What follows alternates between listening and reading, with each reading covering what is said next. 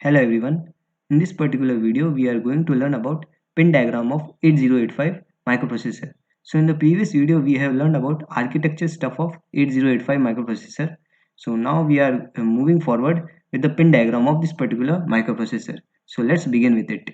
So first of all, we are going to learn about SID and SOD. So let me just use my pen here. So let me just So this particular pin is SID and this particular pin is SOD. So the full form is serial input data and serial output data. So both of these pins are used for serial communication. Here you can see that these particular pins are designated for serial communication.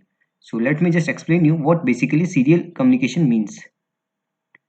So here you can see that serial communication means giving data one by one. So we are just giving data one by one in a bits. So you can definitely understand it that one bus is needed for this particular purpose, and definitely the cost will be less for this particular communication system. And the second type of system will be parallel communication, and in this particular communication system multiple bits are together. So by the name you can easily understand that more number of buses would be needed. So if you don't know what buses means, you must visit our previous video on architecture, then you will easily understand what bus means. So if the number of buses are increased and we are giving multiple bits together, then definitely the cost of parallel communication would be more. So I hope that you would have understood what I am trying to teach here. So SID stands for taking data one by one. So it is an input operation, and SOD is sending data one by one. So it is an output operation. So I hope that you would have understood everything up to this point of time. So let's get back to the square one. So we have learned about two pins here. So let me just change the color of my pen. So the second pin which we are going to learn about is this interrupt logics. So these are the interrupt logic here: trap, RST 7.5, RST 6.5, RST 5.5, INTR, INTA bar. So INTA bar means it is a active low signals. Means here if INTA is 0, then INTA bar is 1, and INTA is equal to 1, then INTA bar is 0. So the priority logic order of this particular interrupts are in this format. So you can understand that the trap will be having the highest priority and the INTA bar would be have the lowest priority. So let me just explain you interrupt in a more detailed manner. So first of all, we will learn about concept of interrupts. So interrupts are driving forces in embedded system. So I hope that you would have known some knowledge regarding embedded system. So consider that our microprocessor is performing some kind of instructions here: 1, 2, 3, 4, 5, and so on. And suddenly a problem is occurred in the microprocessor. So what happens? The microprocessor stop here and then go to ISR. So ISR stands for interrupt service routine, and then some kind of a service would be done here, and the microprocessor just tackle with the problem which has occurred, and after the service has been done, it will get resumed to instruction 5, not to instruction 1. So it will go back to instruction 5, and after 5 it will perform the remaining instruction which are 6, 7, 8, and 9.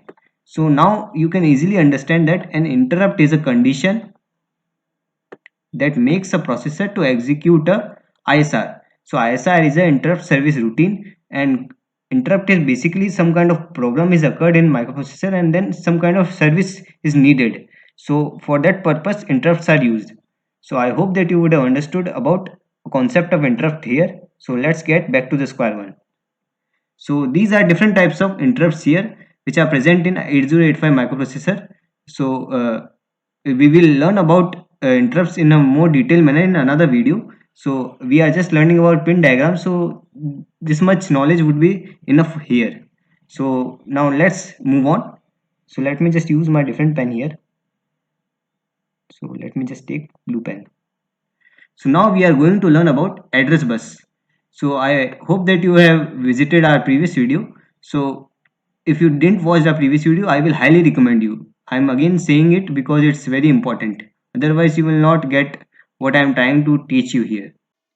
So there are total AD0 to AD7, total 7 pins designated to address bus and data bus together. This is a multiplex kind of bus here, AD0 to AD7. So these are the pins regarding the AD0 to AD7 buses. And then the remaining buses are only for address bus.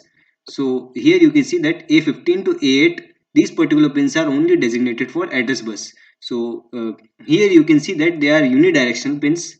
So in only one direction these pins are available, and the AD0 to AD7 pin is bidirectional here. Here you can see that. So let's just understand about address bus and data bus, this kind of pins in more detailed manner. So let me just move forward.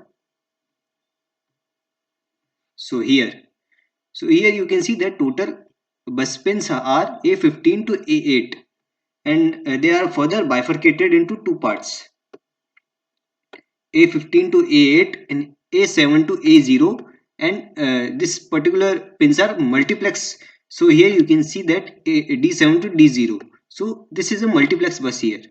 So hence you can see that we have multiplex our bus.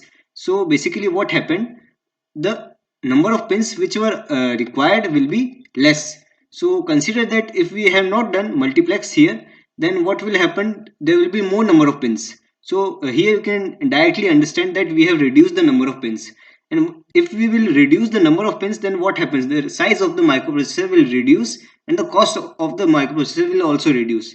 So this is the advantage of just multiplexing the buses. So the remaining pins which are A15 to A8 are just address pins. So we can easily see here that these are pure address bus, and higher byte address is being placed here, and the lower byte address is placed in A7 to A0 and D7 to D0, which is the data bus. So here you can see that 100% guarantee or surety is regarding that we will get only address of 8 bit in this particular address bus. So we are 100% sure regarding that in this particular pins or in this particular bus only address will be available, data cannot be present in this particular pins. So but in this particular case in which we have used multiplex bus, there can be an address also and data also. So a genuine question arises here, that how to identify that the particular bus is acting like a data bus or an address bus. So for that purpose, ALE is here, address latch enable. So it is another kind of pin here. So address latch enable is used for just identifying that the particular bus is acting like a address bus or as a data bus. So basically what I am trying to tell here is this particular multiplex bus, which can be address bus also and data bus also. So ALE is being used to identify that this particular bus is address bus or data bus. So let's get understand regarding this. So the full form is address latch enable.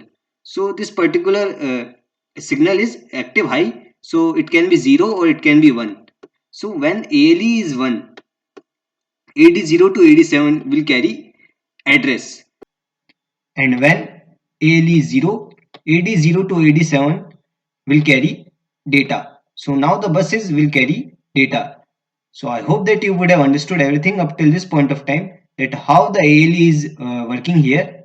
So here you can see that there are many pins here and we will understand them one by one. So that's all for this particular video. Thanks for watching this video. Subscribe to our channel. Thank you very much.